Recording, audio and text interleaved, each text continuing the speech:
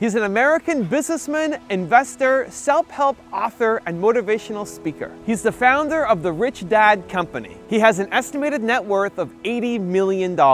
He's Robert Kiyosaki, and here are his top 10 rules for success. So the last thing I want to talk about debt is one of the best investments I made, because I started off with no money like most people. You know, my first investment was a little $18,000 condo in Hawaii, and I made a whopping $25 a month. I didn't make much money on that deal, but every time I did an investment, be it real estate or business, I got smarter, because experience makes you smarter. So I started with just a little $18,000 unit. I broke out my credit card. I paid the $2,000 down payment with my credit card, so it was 100% finance. Now, most experts will say you, that's stupid. You don't do that. But if you know what you're doing, you can do it. A number of years ago, I bought a $7 million commercial building. I paid for it with zero down. And every month, after everything is paid for, it puts about $30,000 a month income in my pocket, or $360,000 a year for no money down. So that is the price of having a good education or a bad education. A good education is knowing the good debt versus bad debt and how debtors can win if you know what you're doing. I don't know what the heck with people think about money, but that's what I get a lot of, is kind of this, well, you know, money's not spiritual. I'm just saying it's your attitudes, you know, a person's attitude towards money. I make a lot of money, but I give a lot. You know what I mean? It goes to biblical principle: the more you give, the more you receive. So when I meet somebody who's doesn't have any money, it just means they're not giving something. Yeah. You know, so a lot of times there's people who would like more, but they're not giving anything. Yeah. So they're like my poor dad. You know, he belonged to the labor unions, and he wanted to work less and get paid more. Well, that's anti-religious to me. Yeah. If you want to get paid more, work more, give more. That's how I see it. Discipline I had to get into was I always pay myself first, even when I had no money. And when I have all these bill collectors calling me, I use them as inspiration. You know what I mean? Really? Oh, when they're hounding, the government's hounding you, bill collectors calling, because I've been broke, so I can understand what it feels like to be broke. When those guys are calling you, instead of shrinking and going into the shell and eating my pizza, Yeah. I use it as motivation to go out and make more money. So I use my bill collectors as motivation, and that's why I paid myself first, even though sometimes I wasn't paying. What would you pay yourself? I always bought assets. I'd buy a house, or I'd put money in the bank and things like this. But it was just a habit. Exactly what you're talking about. It's up here. It's about changing the way you think. That's what the whole book is about. That's it. Because we're our biggest asset, we're also our biggest liability. But the common wisdom, the old intelligence idea, is to diversify. And what I believe in is something else, is increase your financial IQ, your financial intelligence, and instead focus. And what focus stands for is this.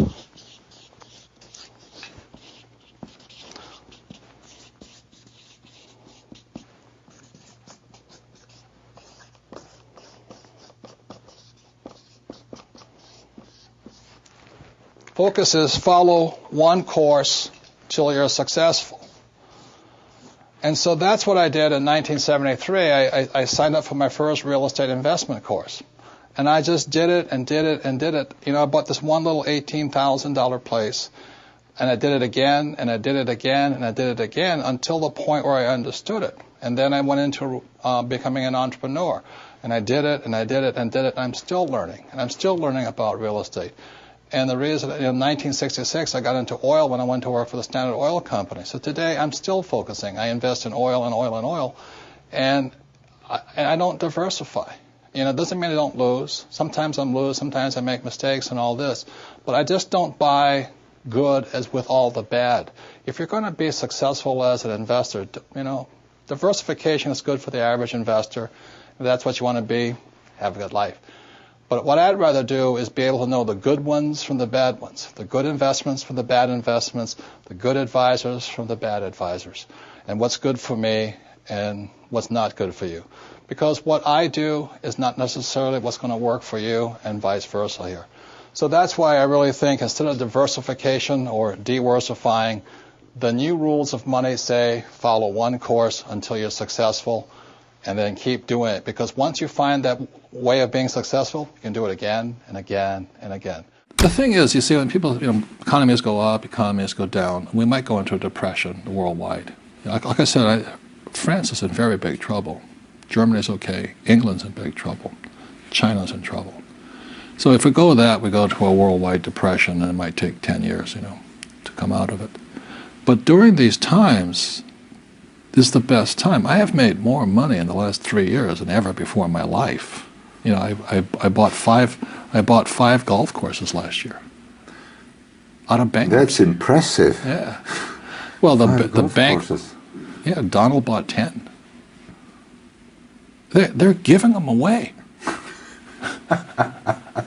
No one told me. Yeah, but you have to know how to operate them. You have to be an entrepreneur. Yeah. So the banks just call you up and they say that there was 5 golf courses and 1 hotel. In the States? In Arizona, yeah, Golf Mecca, Arizona. And this Japanese company had it, and they asked me if I wanted to buy it about 5 years ago for $260 million. And I said, does it make sense? It doesn't make sense at $260 million. So they told me I didn't know what I was doing. They said, okay, buy. And then 1 year ago, this summer, the Citibank called up and says, you want those golf courses? And they gave me the money to buy them. And just to reiterate, was in approximately 1975, I came up with this product, and we were extremely successful. But we kept running out of money. The more successful we got, the more we ran out of money. So that's when I went to my rich dad, and I tried to borrow $100,000, and he chewed me out. He says, why would I invest in a dumb product when you have a bad business? And so that's when he began teaching me the next level of my entrepreneurial education. It's not about the product, it's about how to design a business that doesn't need me to keep raising the capital. In other words, how do you design a business that keeps raising money automatically? And today, the Rich Dad Company is cash rich.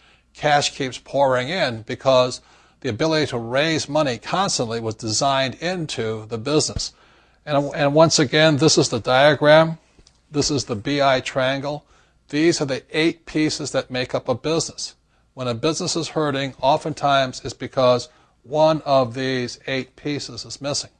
For example, many times people say, I have a great product, but their legal is really bad, or their communication systems are bad, or their audit, their internal order processing is bad, or the manufacturing is bad, or the marketing is bad, or they have bad cash flow management. Another part of your financial IQ is to know there's 3 types of income.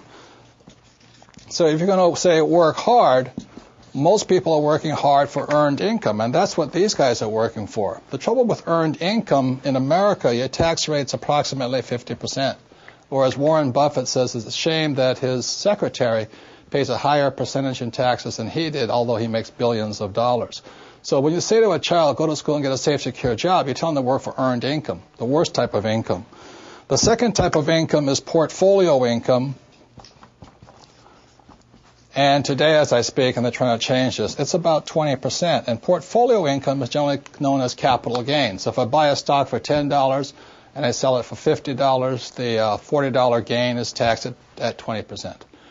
Or if I buy a house for $100,000 and I sell it for $200,000, that's a capital gains type event. So you pay a lot of tax for that.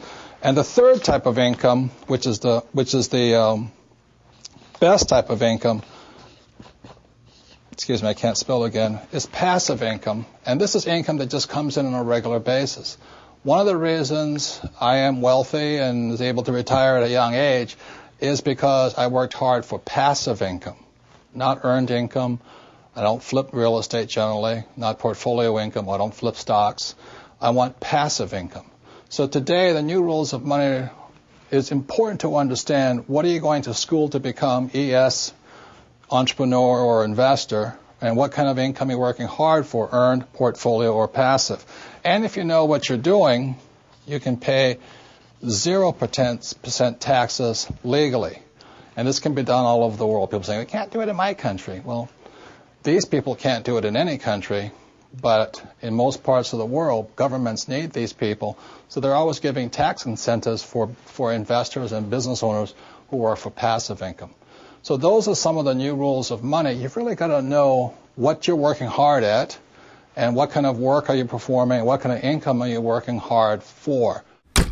Well, most successful entrepreneurs have gone bust, right? Yeah. You know, Henry Ford, an old-time entrepreneur, he went bust 5 times.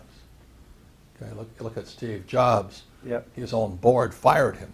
Yep. You know, Bill Gates was taken before the Supreme Court for monopolistic practices. Right. Even my friend Donald Trump went down $1 billion. Yeah. I only went down $1 million. So the average person is so afraid of those losses, they never get ahead. Because at school they teach you if you make a mistake or if you fail, you're a failure. But that's not real life. A baby learns to walk by standing up and falling down, standing up and falling down. And our school system punishes you for making mistakes. That's why my poor dad, an academic, was so unsuccessful. He was terrified of making mistakes. The key to raising money, this is Ken McElroy's company, it's called MC Companies. Ken McElroy's business is in the business of acquiring assets. That's why his company gets richer and richer and richer. Every year he adds probably 1,000 new apartment units to his inventory. So Ken's company gets richer and richer because MC Company is designed to increase assets. Poorly designed businesses never have any assets. They have huge liabilities. And I trust that makes sense to you. So Ken McElroy's business gets stronger and stronger and stronger because every year he's increasing more assets. The Rich Dad Company gets stronger and stronger and stronger because every year we add more assets. This year we're adding franchising to our mix. We're also, Rich Brother, Rich Sister, the book has come out. We come out with the real book of real estate, etc., etc. And every one of those products every year continues to send money into our product. So that's an idea of a well-designed business. If you have a well-designed business, I don't care if it's for real estate or making, cash flow board games. If it's well-designed, investors will give money to you because this is a well-designed business. I think the big mistake is I hear so many people say it's important to save. That's ridiculous. And the reason that's ridiculous is because what happened in 1971 is crucial. In 1971, the U.S. dollar stopped being money. In 1971, the U.S. dollar became a currency. And what that meant is Richard Nixon, in 1971, the president, took us off the gold standard. That's like giving an alcoholic free rein to the bar, or it's like giving somebody who can't control their spending unlimited credit cards. So what's happening is all the savers today are losers. The problem with 1971 is that the federal government keeps printing money, so the value of your money keeps going down. So these people, I'm saving, and if you notice, as the value of the dollar goes down, prices go up. So they call this inflation. You look at in 1997, oil was about, I think, $10 a barrel. 10 years later, it's about $135 a barrel. So they say it's inflation, but really what it is the dollar's value coming down. So savers are getting wiped out today. So to keep saying to yourself and to your kids to save money, that is not the new rule. That's an old rule.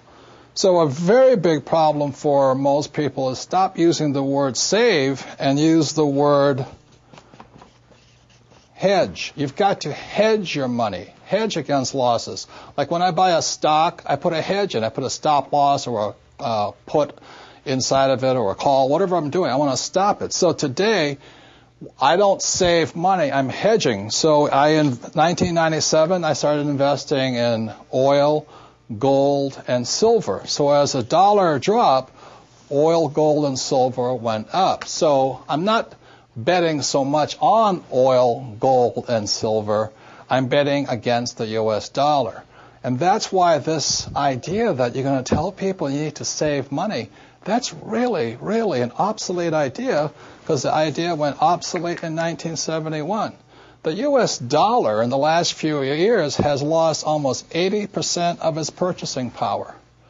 And the prediction is, because this has happened throughout history, it happened thousands of years ago with the Romans, with the Greeks, with the Germans, with the English, the Japanese, and the Chinese. Every time they've made money into a currency, something you could print at unlimited, every time that has happened, the currency has gone to its true value, which is zero. So I am afraid as this economic volatility continues, the savers who were operating by the old rules of money are just going to get wiped out because the purchasing power of their dollar is going to go down. So even if the bank's paying you 5 to 10% interest, you can't keep up with the banks printing money. So that's the old rule of money, is saving money, and the new rule is hedge. You've got to be able to see what's coming up as something else is coming down. Thank you so much for watching. I made this video because the B-Thong asked me to. So if there's a famous entrepreneur that you want me to profile next, leave it in the comments below and I'll see what I can do. I'd also love to know which of Robert Kiyosaki's top 10 rules had the biggest impact on you. Leave it in the comments below and I'm going to join in the discussion. Thank you so much for watching. Continue to believe, and I'll see you soon.